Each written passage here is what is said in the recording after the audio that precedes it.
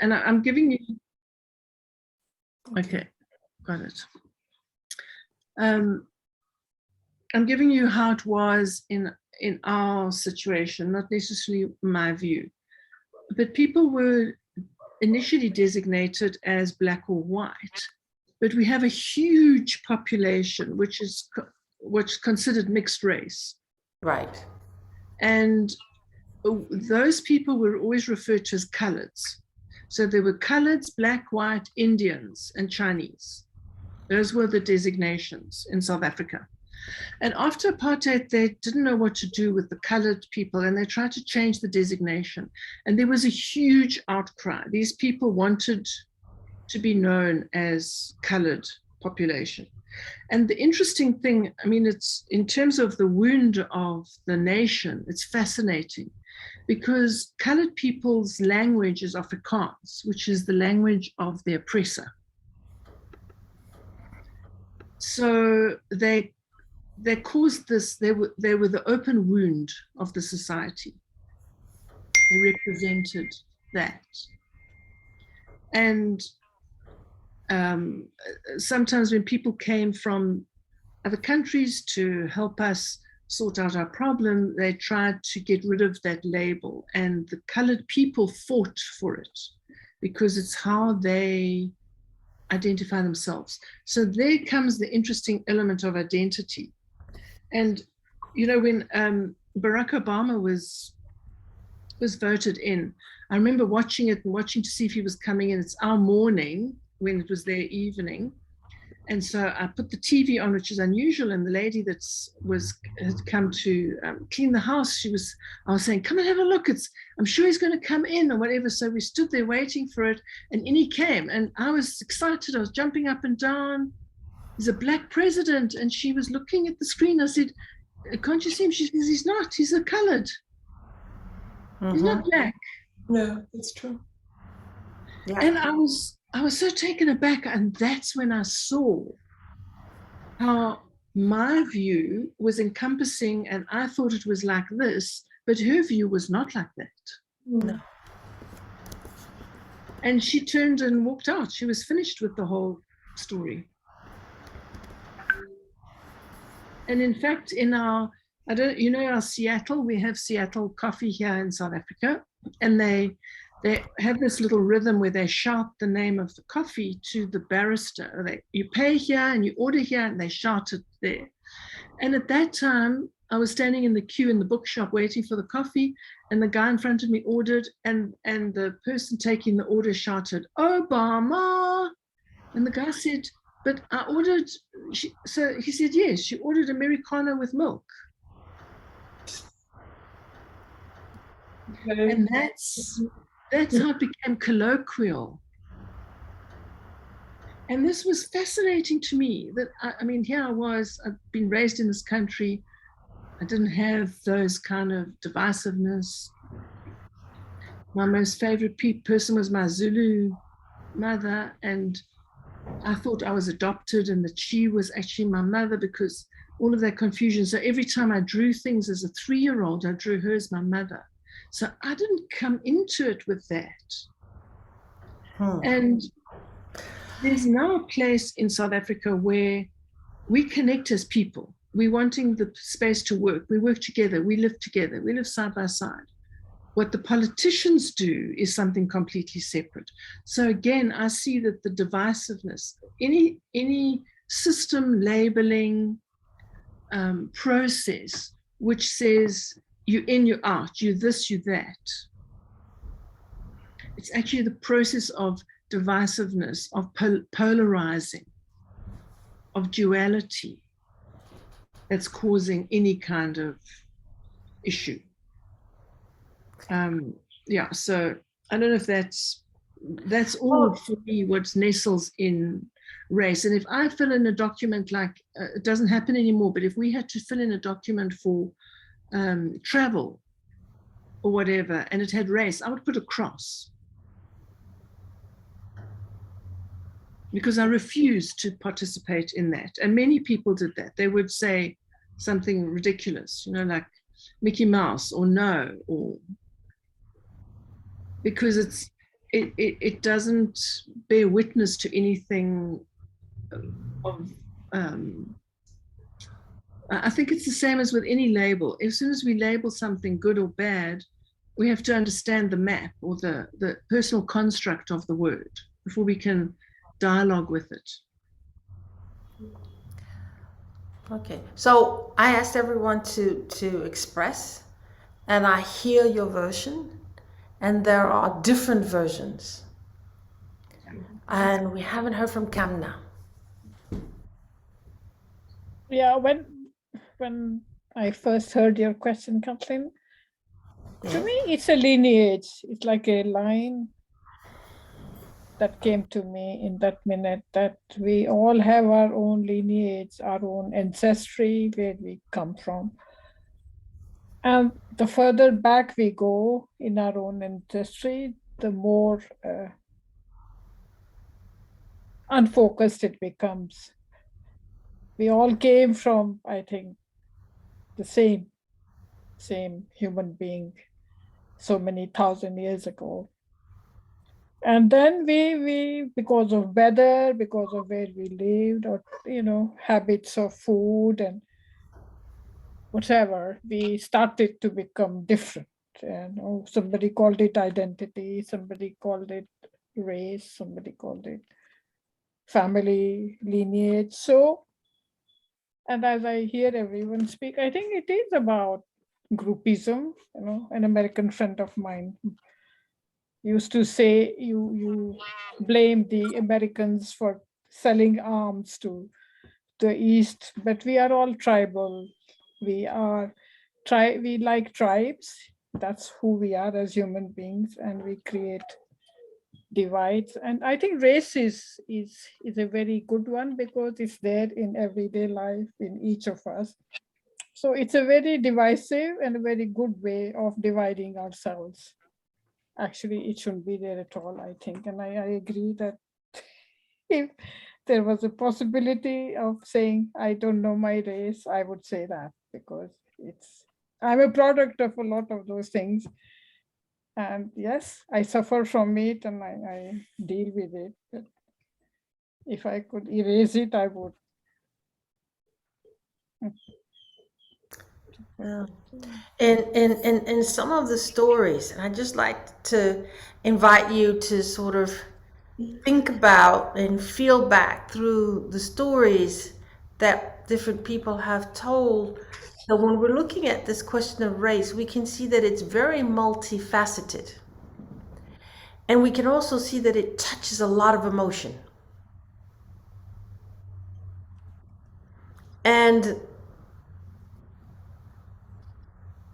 race is something that is defined by us, but it's something that's also defined by a greater group culture mindset. So I'm going to put out some definitions around race. And if we go back to the very biological part, we know that if you take human beings, and in fact, if you take human beings and other mammals, there's not a lot of differences when they do the genomes to see how we're put together. And if we look at race from a societal point of view, and someone said race was about color, I think it was Beverly, you said you saw color. There's a word which is called colorism. There's a word which is called pigmentocracy. And you can see that something happened 400 or 500 years ago. And what we see is that the lighter you are, the closer to white you are, the more beautiful, the more intelligent, the more civilized you are considered to be. And this brings us to this question of something which is a systemic racism. It's in the system. Something which is an institutional racism.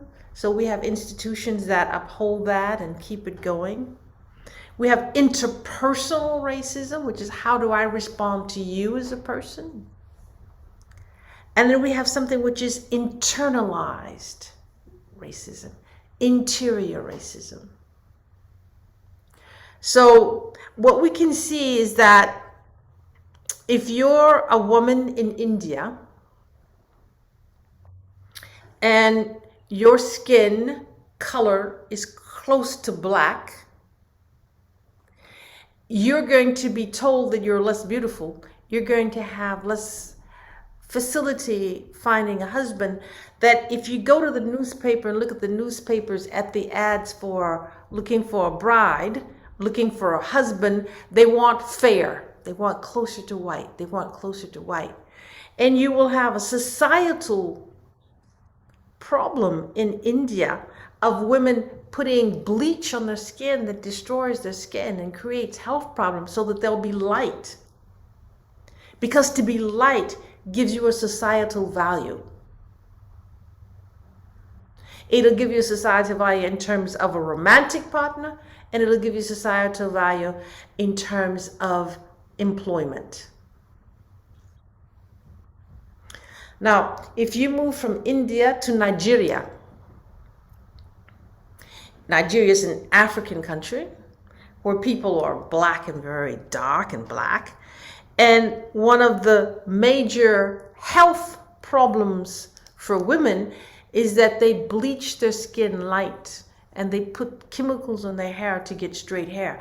Because the lighter you are and the straighter hair you have, the more desirable, the more beautiful you are. And you have a phenomenon where most women wear synthetic hair that's straight so you can toss it. Because to be feminine is to be able to toss it. And if you have kinky hair, you ain't got nothing to toss. And you will see that the colorism or the pigmentocracy works in terms of romantic partners and works also in terms of employment and what's considered good. So I could go to China, and I remember working with the people from L'Oreal who said that there are no beauty products in Southeast Asia that don't have lightening in them, because whitening elements is part of selling it. And in many places within Black communities, there's black and there's brown and there's cream and there's cafe au lait and there's yellow and there's high yellow, and there are all these pigmentocracy. That's another perspective when we're talking about race, is we're talking about how is it perceived from the inside and how is it perceived from the outside, the value of you as a beautiful, intelligent, employable, marriable person.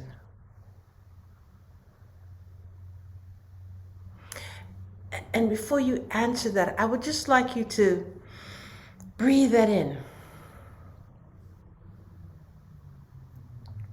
And what does it feel like in your body when the color of your skin needs to be changed to have a good chance of getting married, to be considered beautiful? How does that feel?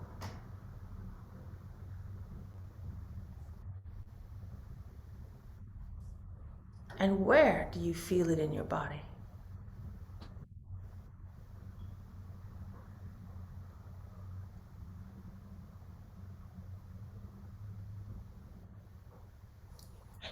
Anna.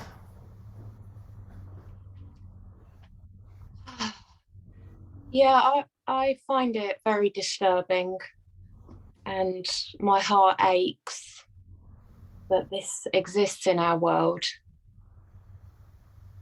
Even among white people, There's a thing about being tanned that I've never bought into because I don't like skin cancer. I don't like the idea of getting skin cancer. It all just seems to feed into the same thing, that you've somehow what you're born with and what you present as in your natural state is somehow not enough. And I don't like it and I struggle with it. So how does it feel in your body? Yeah, it feels like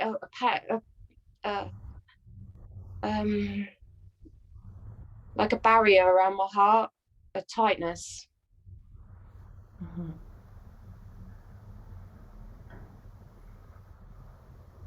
Beverly, you're muted. Well, first of all, I could cry right this minute. So that's a feeling, but before I felt the tears, I felt nauseous in my belly. It literally makes me sick. I do want to say, which I've never thought of, which Anne just talked about, that my whole life, and I have elephant skin on my legs to prove it, I have tried to get until the last 20 years, I have tried to be the darkest I ever could. I don't even know what that means. I've never had this thought until you were just saying what you said, that my whole life I had ultraviolet, whatever they're called, Light. sun lamps. I've in Canada sat in the winter with sun reflectors to be as dark as I could. I went to Florida every year, and the darker I could be till my skin had a bluish tint. That's what I wanted, and that's what was beautiful. And I really do have the wrinkles to prove it. So that is interesting to me, because it is going in the opposite thing of what you described, because I do know about in Asia, everything is about being light, and it makes sense to me. So that's really weird. But that nausea, there's a nausea about the idea that if your skin color is too dark, it's such an essential rejection. It makes me sick. You know what I mean? Like if you can't be enough because your skin is too dark, it's so essential to your being. It feels very painful.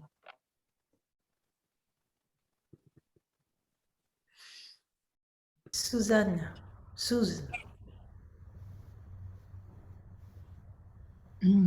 Yeah. So the initial impact is pain. I feel it in my chest, in my heart area, and a shrinking, like a pulling back sensation, a shrinking of self, that if for any reason the essence can't shine, I find is just horrific, and that it can be through something so it's like a generalized agreement where we don't find the origin. It's very disturbing. So you find the origin. Well, it's not prevalent in the initial state. So just wanting light or whatever doesn't represent itself in terms of, like I've got clients, Indian clients, and it took a while to really recognize that the one lady, what she's most struggling with, without going into the detail, is when she was born of parents that were very light. She was not light, and all the people had gathered in the street to welcome her. And when they saw that she wasn't like her parents, they all left. And she grew up with that, and nobody really ever agreed to it. Her parents didn't agree to it, her family didn't agree to it, but her sister arrived lighter, and her sister didn't have that. And that's just, I see how she wrangles with that, and yet the family never agreed to it, never bought into it. So I think from the perspective of anything that denies the expression of essence, I mean, we have it differently in different cultures. This is not the only one. So anywhere where it's represented, I find abhorrent and very painful. But when you said there was no agreement, that's not true, because there's an agreement that the lighter you are, the more power, influence, money, and beautiful and valuable you are. Well, it's a buy-in. People either have it or they don't. You can say that on an interpersonal level, but Her family said that. I beg your But they pardon? never subscribed. No, her family, the Indian family. Okay, but I would like to remind you there's internalized racism, there's interpersonal racism, there's institutional racism, and there's systemic racism. How many images of beautiful dark women do you have on television? Lots, yeah. Loads. Now? Yeah. For years. Now? It's not a new thing. And I remember one of my friends at university, her parents were very worried because she wanted to marry a Nigerian man and he was dark. That was their only complaint about him. They kept saying that he's black. And she's from Zimbabwe, and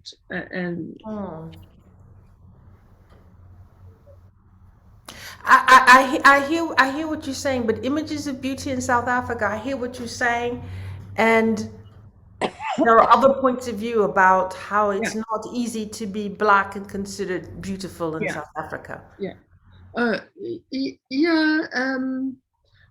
I think less now. I recognize that in a global sense, we're still struggling, but it's fascinating to see how readily it's been embraced. And even in terms of hair, that Black people are encouraged to embrace and love their hair. In fact, we had a huge issue and a huge court case where a Black man who was running, it was a chain store of chemists, had apparently said the wrong thing on an advert. And, there was a huge outcry. So it's very different. I mean, I do think that, I don't know, I've got a lot more to say on that, but I'm aware of time. But this question of how it feels, that the color of your skin,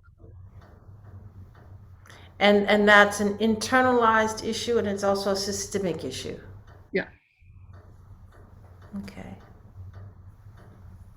And for example, when I was growing up, I was very aware of dark, light, good hair. That was a really big thing about good hair. Now I keep it all cut off. I don't have to deal with that subject.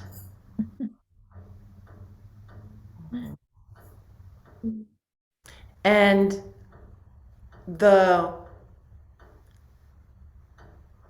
what was and still is very sad for me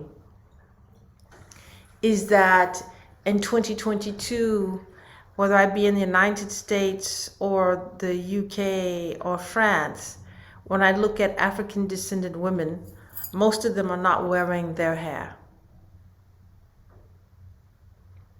They're wearing synthetic straight hair.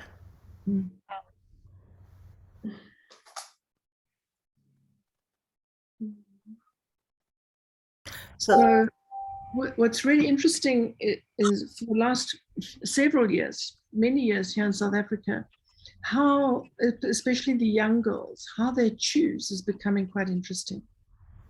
Because there are still some that they look like dreadlocks, but they're tiny plaits. But they're weaves, what they call weaves. So they're woven into the hair, but they're long. So they can swish them. Yeah. And there's certain sectors of the population that are completely opposed to that want the hair. They're very beautifully shaped. They have headdresses that plait and twist the hair into the most incredible patterns. Exquisite. It's like a work of art. So But they what, prefer that, but what's the swish? the long hair. No, but what's this? What's the value of the swish? If you take it in your body, what's the value of the swish? I think it's something to do with flaunting. That's why you normally see it in the young women and not the older women. The African hair doesn't swish. No, it doesn't swish. That's why I'm saying there's interesting. But and I'm asking you, what does it feel like? To me, Yeah. I've never had it, so I don't know. Yeah. It's to take in the feeling of it. Mm. Because there's this question around race, which is in our bodies. I mean, and it's really very body, and it's very systemic, and it's not just interpersonal, whether I like it or don't like it. It feels, it actually feels feminine to me if I take it into my body, the swish, even with the weaves. So that's interesting that is my internal idea of feminine. Yeah. Yeah. Point. For me, it's not. I think it's because I like natural. So for me, the long artificial hair doesn't bring anything pleasurable for me. Excuse me. Yeah, but I was asking you about the swish and and there's something that has been vehicled in society about feminine. Mm. Kamnor Bilonda.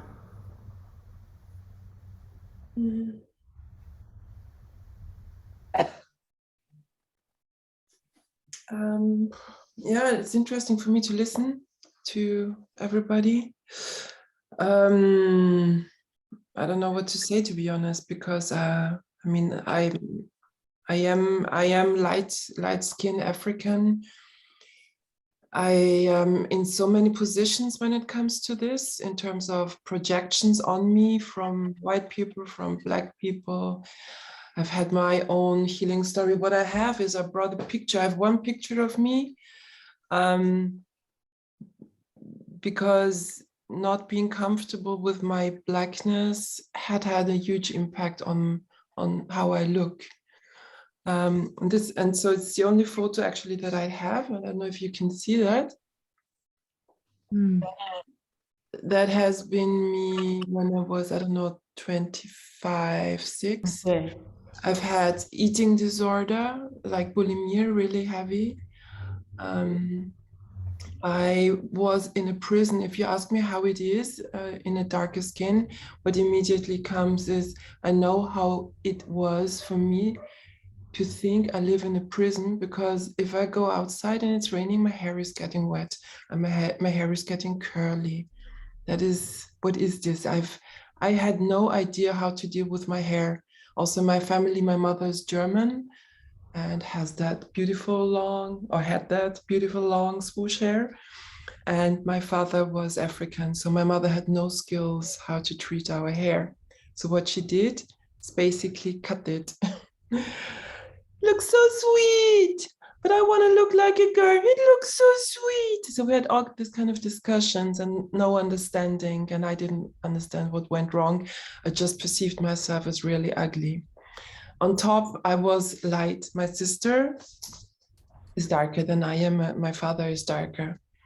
And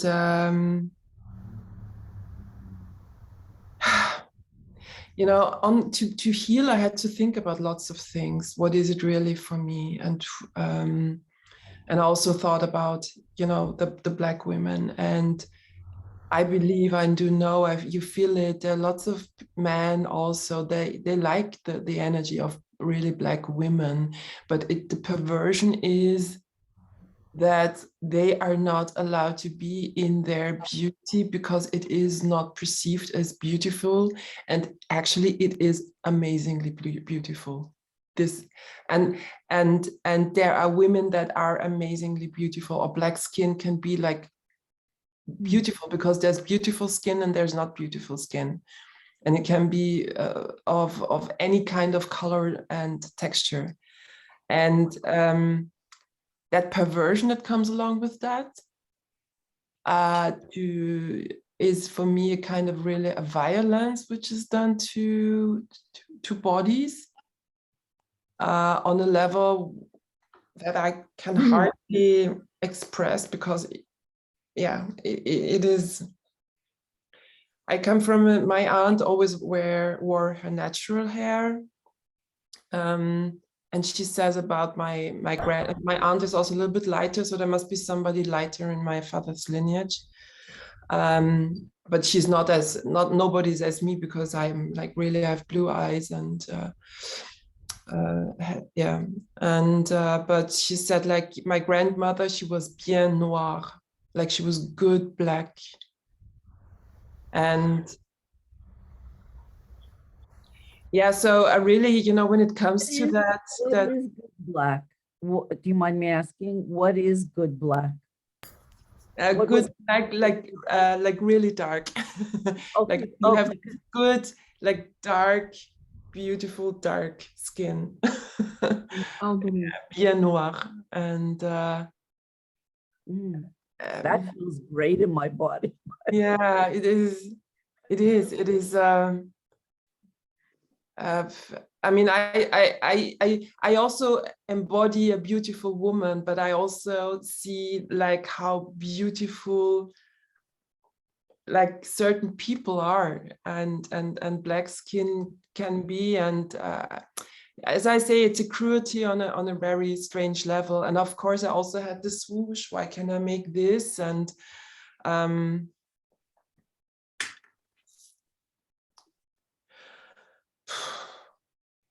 there's lots of things going wrong with that. I really suffered from the prison that I felt I'm living in, because I you try to oppress something in yourself, and by that you become I became really uglier. And when I see people like women, they do that all, black women who do that all to them, and I see me in them when I was younger. And now I can be even without makeup, and I have no sills. That's German. I have the hair, it's like I have the nose, and it is so important that everybody embodies and finds and gets stimulated to develop their own beauty, because that is the beauty later. And I mean beauty with beauty, I mean like an unfolding that is like, I can research how to deal with my hair, like really research. I can I can find like which color is fitting me. Maybe my skin is super dark, which colors are really good with my skin. And if this is not, now it's happening, I see that. I see lots of black friends, and I see there's like so much possibilities right now. And I adore this, to be honest. I feel the new generations are really, there are things they don't have. And I feel it's beautiful. And there is so much allowance and crisscross and queer people, and it also, everything comes together in that, hey, I want to explore, and I want to give myself my identity, or I want to define as what I identify also. And that can change, that can be fluid, but it's an I in it. And that brings an important oneness in terms, I feel, of power. Because I felt always disempowered by all that struggles of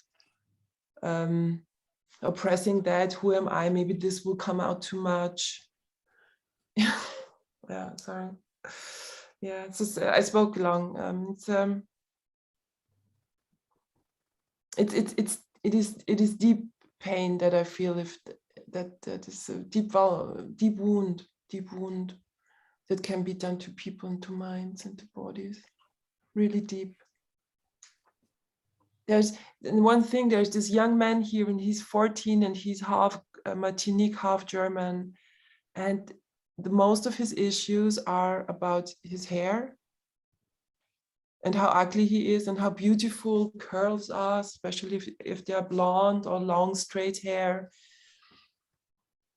The white men, they look like princes, like a prince. Difficult. And he's beautiful. If you would see him, he's beautiful. He has amazing smile, lips, eyes. Oh, a lion. Yeah. It's really sad. It's really sad. Yeah. Let's take a breath. Yeah. Yeah. And just, just to take in what Belinda has shared around this journey around color and hair and acceptance from inside, the gaze of the other.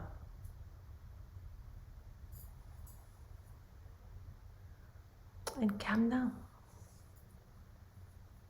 Yeah, it's really interesting. What Susan was saying about South Africa and then Belinda about acceptance. I think it's about, and beauty and acceptance become mixed up somehow in a child's mind. And that's very natural because we look for inner acceptance from outward we are not grown enough to have inner acceptance when we are a child.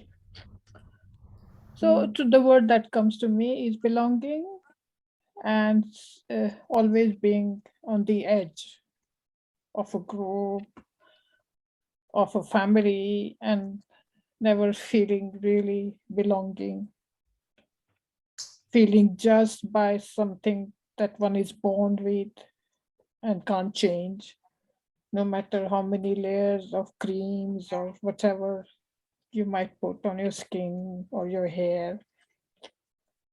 And not knowing what your fault is and always trying to be, making up somehow to belong, to be seen. Yeah. And then it becomes a habit of hiding and accepting non-belonging, and then dissociating yourself from that feeling of non-belongings. And so it goes.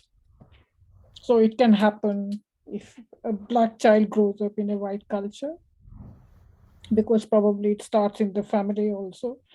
They tell the child to be careful because they are living in a white world. I'm imagining, yes, and it can happen in India where there are shades of color. And the question is how we make a change in this that has been part of our lives. How do we teach our children, how we teach our environment that perhaps you don't even know that you're doing this to one another. Yeah, this racial awareness, this racial sensitivity and acceptance that first of all that it is there, this it's in all of us. Yeah, so I feel very emotional when I talk about it, and I don't want to change that intense emotion, that in anguish I feel.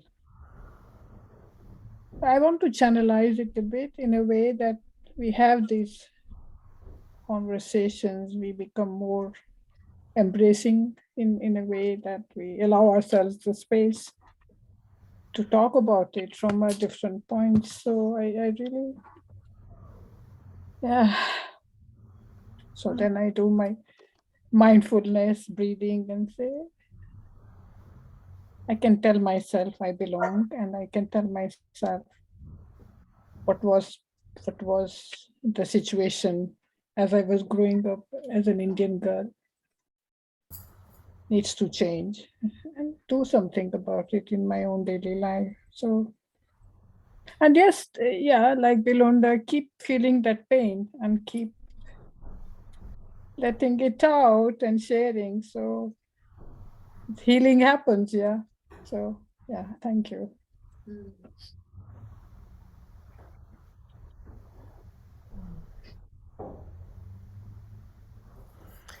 And if we just all take a moment to be in contact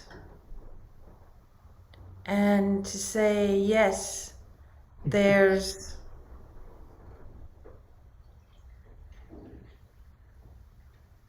a place where the images, the stories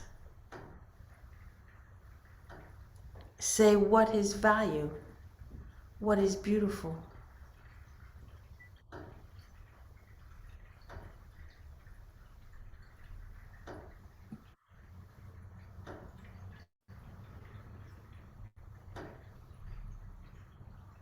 And how Can I spit something out? Yes. Because it's coming like really now. The wound is the instinct. The wound is the wounded, like the not the wound, the hurt of the instinct. I think this is why it feels so painful to me.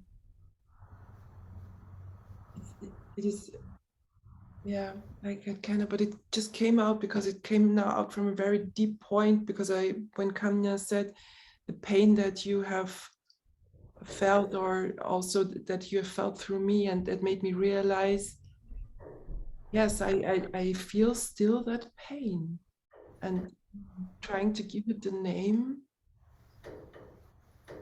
There comes like instinct woundedness. Yeah.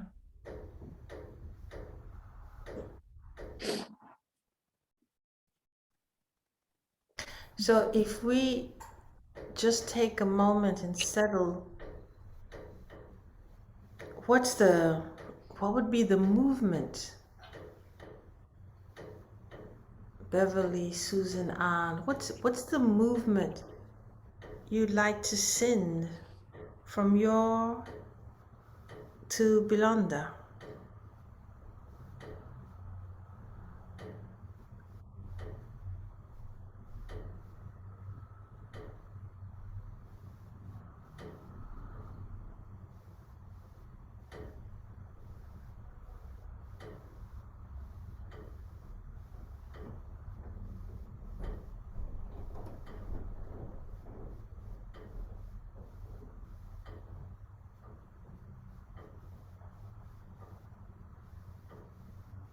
How does that feel, Belonda? Well, really interesting. It is. It's so old. It's so deep. Like it's so deep, that feeling, that experience is so old, and it feels actually not like being only mine. That is also what I realize.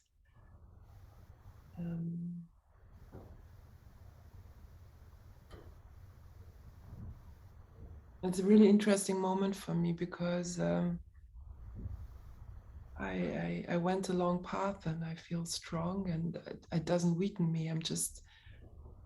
I understand something about me by doing that, because Bilonda means the one who takes the pain. That's my African name, and I felt it in this moment again, and it was interesting because Kamna pointed it out. And it's a spiritual name. It is a spiritual name, and this is what Africa is to me. And this is what comes all the time: instinct, right? Instinct. And I even don't mind anymore having that experience. I'm just very much in touch with it right now.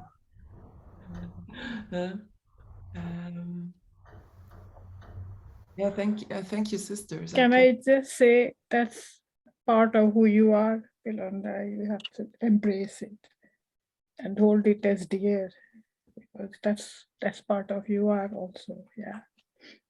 That's making of you. Yeah. You mean the You instinct or the? hold it. Yeah. Yeah, I don't mind it, not at all. It's not bad. I think it's a place of realization that is Yeah. really interesting. I take this name to mine. I take it, and I take it creatively. Healing is a big, also to heal is really not only me, but also to help others to heal is a big aspect of my life. It's a big energy. It's powerful. It is. Yeah, sorry to make this, but it's Hold it. Yeah.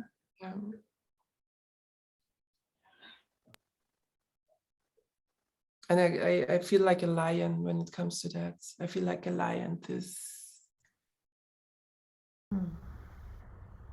Just this for others, not for myself anymore, but also for others, mainly for others, because I'm well now. I'm well. I have also you as a group. I have a partner. I look like I look now.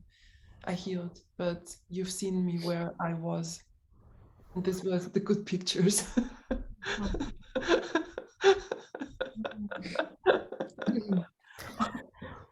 Yeah. So, Anne, Beverly, and Susan, if you would be willing, I'd like to invite you to invite in your ancestors. And just to turn around and look at them and acknowledge that your ancestors, your mothers, fathers, these people behind you, there are lots of people behind you, your ancestors, they're there behind you. And to acknowledge that they created a world where you, by the color of your skin, would be more beautiful and more rich and more valued than a brown or a black person. And just to turn around and to say, yes, I acknowledge that you created that. And it's come down to here. So you might want to wave to them, or you might want to turn around, but to tell them that. Thank you for this opportunity. I would like to invite my ancestors to this table, and I would like to say that I see what you've done and I don't like it, and I know that I inherited it somehow, and I don't like that either, but it's happening and this is what we're left with. So guys, let's deal with it, okay, as best we can.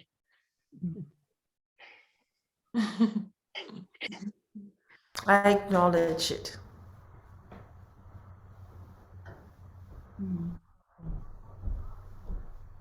How does it feel, Anya? It feels quite vulnerable. It feels quite vulnerable, like almost like am I betraying something by stating it?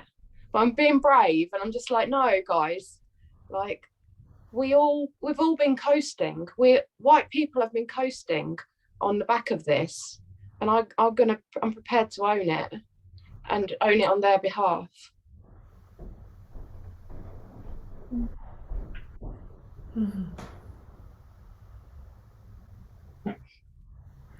And your shoulders are still up.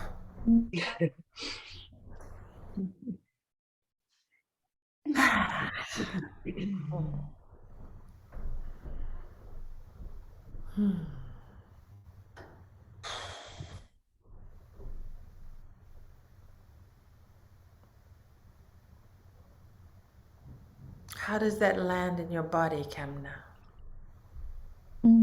I feel really touched actually, and I'm really touched with your bravery and the way you say it with such authenticity and so much emotion. It really reaches to me here.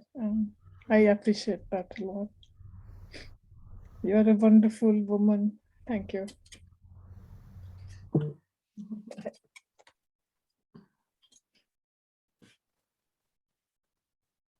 Beverly or Susan? Yeah, thank you for the opportunity. Am I on? Yeah. I've wrangled with this a lot. I was never, particularly because, as you say, that because of them, I was raised special and with privilege. And I never had that experience in my family. I was the opposite. I was not given that. I was not acknowledged as being special or having privilege. So there's a huge amount of confusion and pain in everything that I look at when I look into this.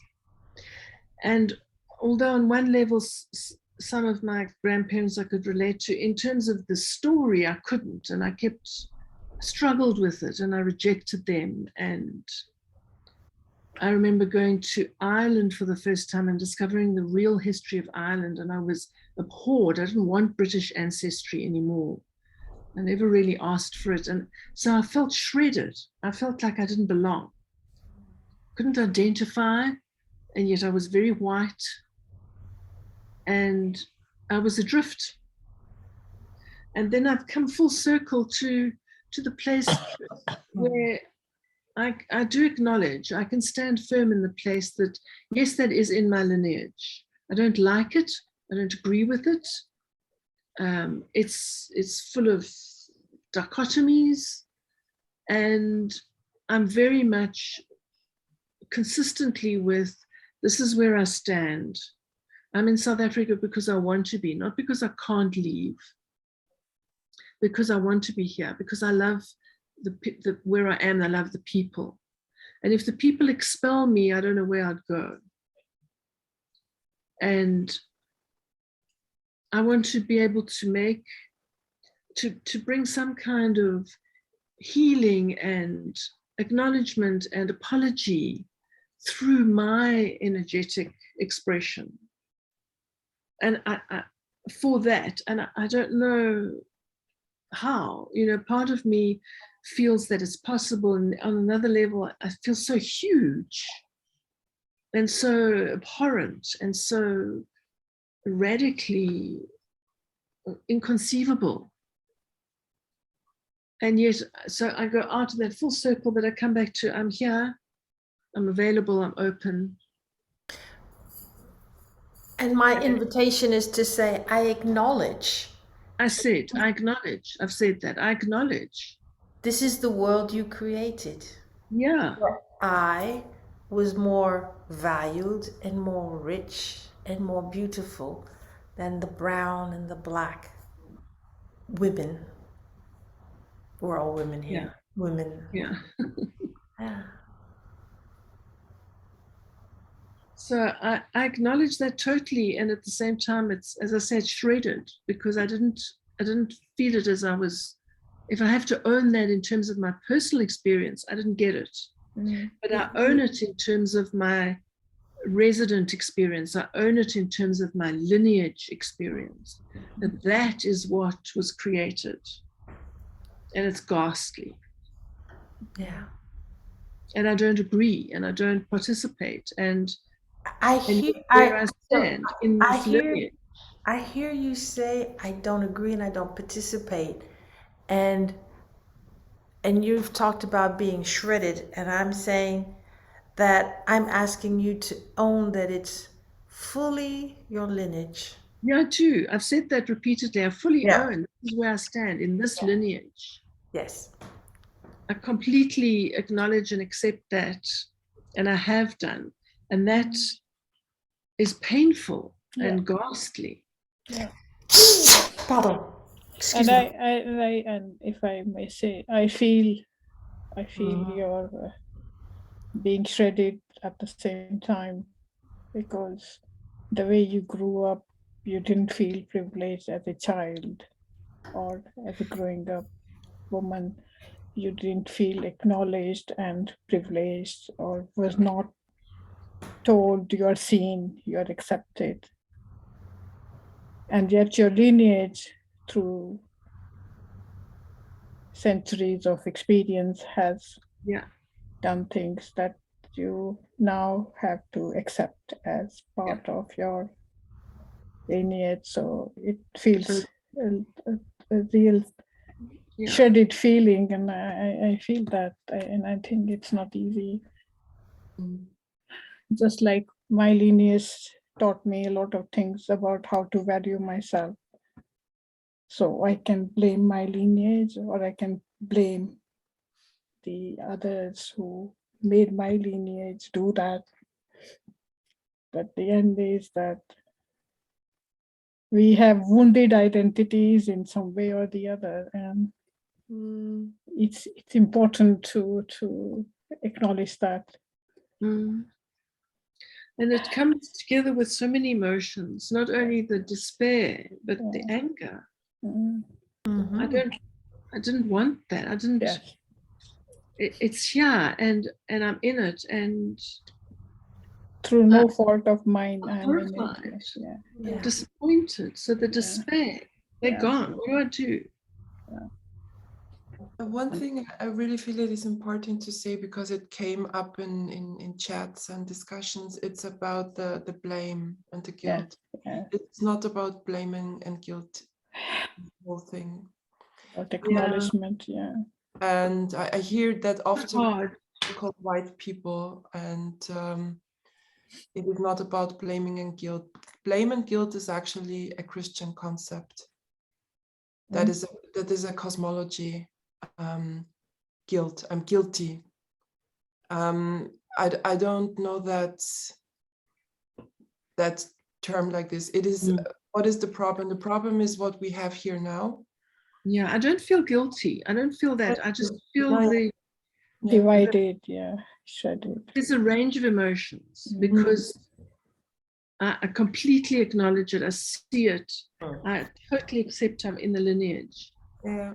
And I hear that also from people, that they feel, as also white people, they say it is unreasonable because we have been on the other side. For example, we have been people who, like you say, and that is what I hear, that being overwhelmed also by that what is in your lineage, or in your lineage, it's also my lineage and our lineage, right? I just wanted to say blame and guilt, really, it's not about, they don't fit. not at all about that. Not as an answer to you, just as a, And I just want to say, Susan, it's really, we can talk about layers. And sometimes in that layer of, when you say, but I didn't, and it's to say, and I didn't agree. And that's where is, and if I disagree, what world do I belong to? Yeah. And I just wanted to say that, because it was the but that I was saying. It's because it's an and that you feel shredded. Sure. Yeah. Yeah, I accept that totally. Beverly. So what happens for me when I look at my ancestors is that they look so torn up, and I feel this sadness, and I acknowledge that we cut off other people's heads to make ourselves look taller. It was like, we're so trodden against, let's have a group that's like, that we can feel better than in some kind of way. You know what I mean? Like, that was like, so I acknowledge that part of my lineage of we feel downtrodden, let's feel better than somebody. And that I think that's a contribution that we have as a people. Although in the lineage, as I say that, there are different colors. So that's interesting. I haven't looked at it before. But anyway, so in the Jewish lineage, it's very African as well. But yeah, so I acknowledge that we are part of constructing that we are better than others.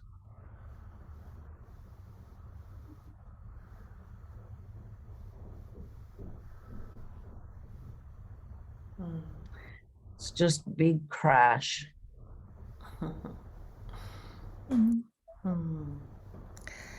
And I would like to wrap up our conversation by just bringing in generations and ancestors and saying that this is a story that's been going on for 500 years. Creating race to justify power and plunder. And so I would like to invite everybody to just to say to the ancestors, yes, this is what you have brought me.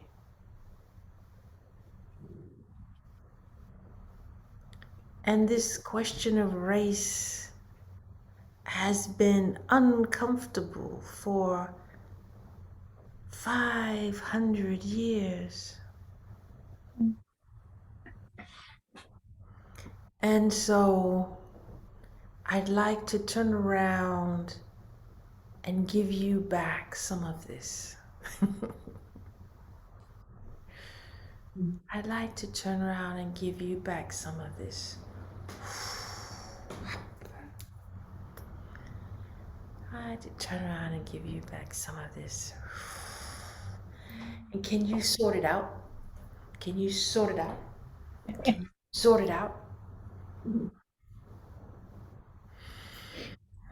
And I'm sitting here and I accept that I am comfortable and very uncomfortable with what you have given me. Yeah. What do you think?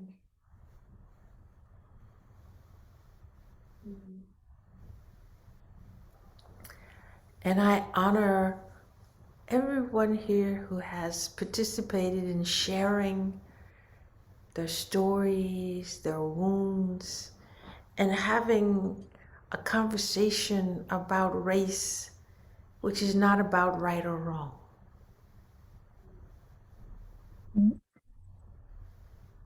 And then I hand over to each of you, and what would you, first of all, is there something you need before we separate? And then secondly, what are you leaving with?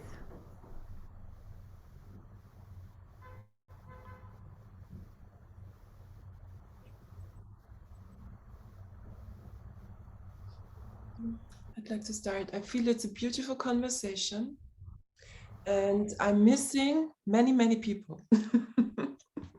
I'm missing many, many voices here out of the community. And I think it is like fear, it could be uncomfortable, but you see, it is not.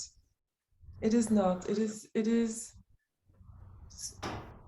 super interesting and sharing, and I get to know you, Susan, and your experience, the way you grew up, and that brings us so much closer to what it really is than just lots of also projection, assumptions, and all that kind of things. And there's much more depth to that reality. And I see that when we speak like this and hear each other like this, then something is happening. And I, yeah, crash a little bit on the fact that I feel like, hey, where's the rest? And this is actually the only reason why this is not changed yet, because there's not enough touch with it. Yeah. And how to encourage people to come, especially people who had issues. This is what has to be done, you know, and this how to bring that over. How maybe I can share how I came, because I was also like, should I, shouldn't I, you know. was an interesting process until I sat here, and I've just missed my, not, it's my class, my client. I told him it's too important to me. I just shared something really important and I cannot leave like this. And I do it not only for me. And he has 2 mixed race kids also. I don't know if he's angry. I think he's angry and it's okay. But this is what I really take from it. Fuel to, yeah, come please, come to that kind of conversation. Yeah. Thank you. Thank you. Yeah. I feel really sad, and I think it's a really big sadness. I don't think it's one-dimensional, and it's okay. That's my takeaway today, is a sadness. It doesn't feel like a crash sadness. It just feels like a sadness that's very deep in my body, and I appreciate it. It feels very rich. One thing I really want to say about this is that this image has came up from the beginning of this class. Is, if anybody, I don't remember what it's called exactly, but Alex Gray, the artist, has a series of something called Mirrors, I believe.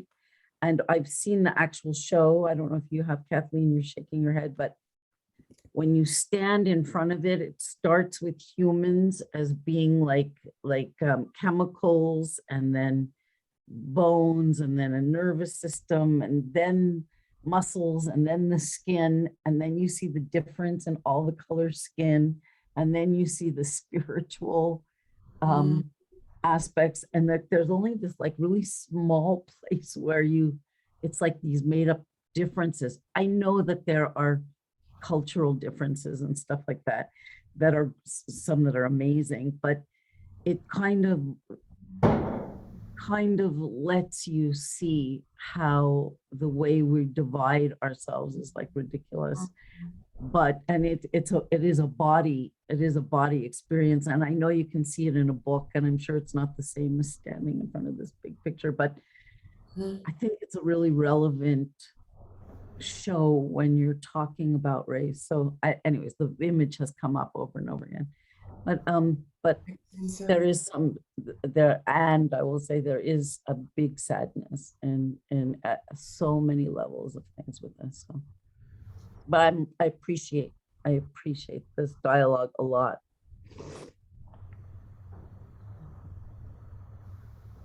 Thank you. Next.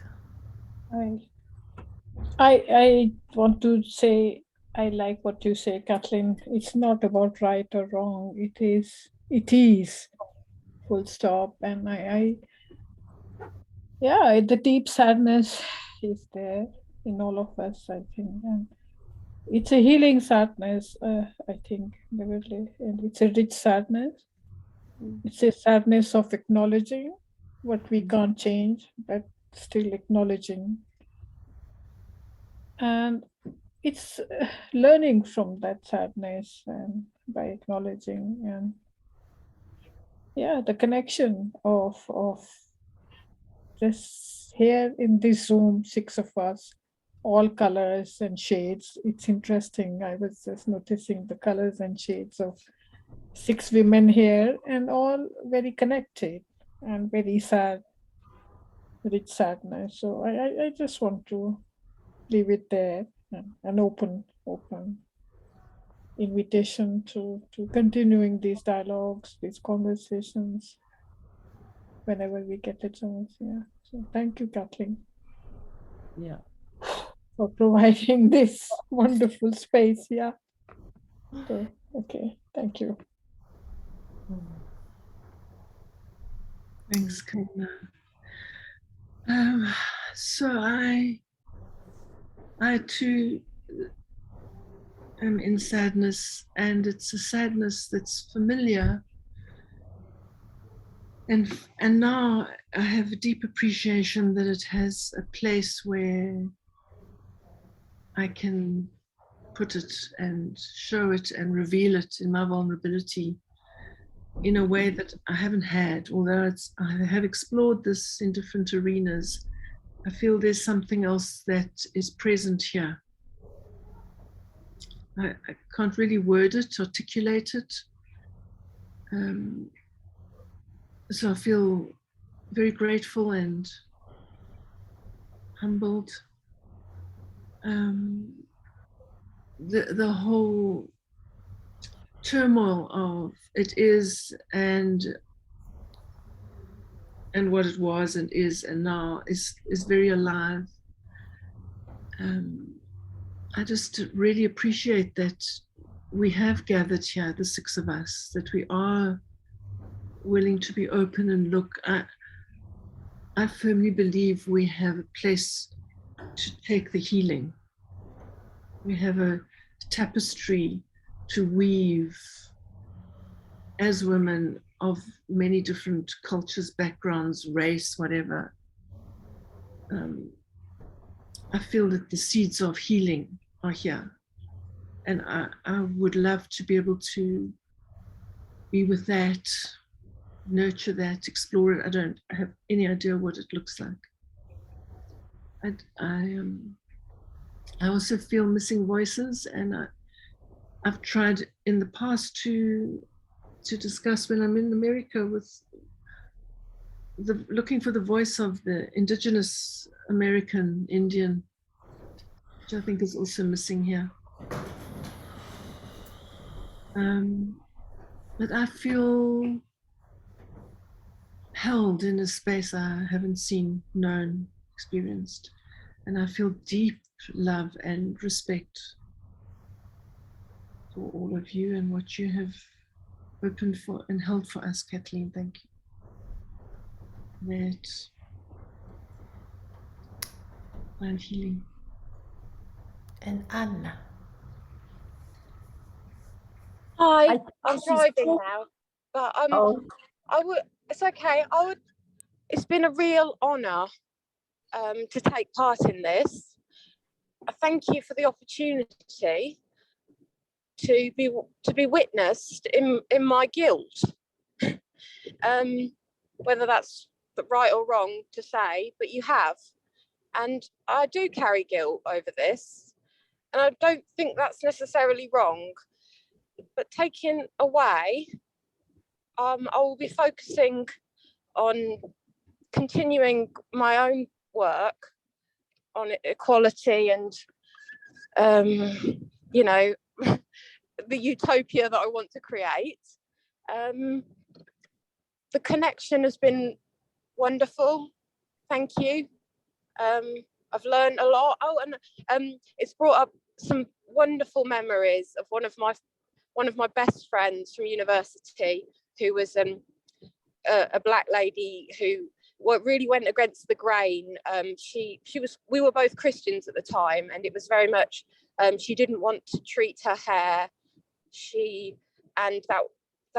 And we would have discussions about it, because we were both kind of like, well, God made us this. Why does society prioritize that? And it's brought back some lovely memories of those early discussions, and a wonderful friendship. So thank you. Great stuff. You're welcome. Okay, thank you very much for your time. Thank you very much for bringing your energy and your presence. And I wish you all a good digestion and integration. thank you. Let's have a bit of a song, Kathleen. Well, when before going just A song. or a Yeah. beat Want to you share have? with you? I just Oh. in me just a big shift is happening because I really think racism is a great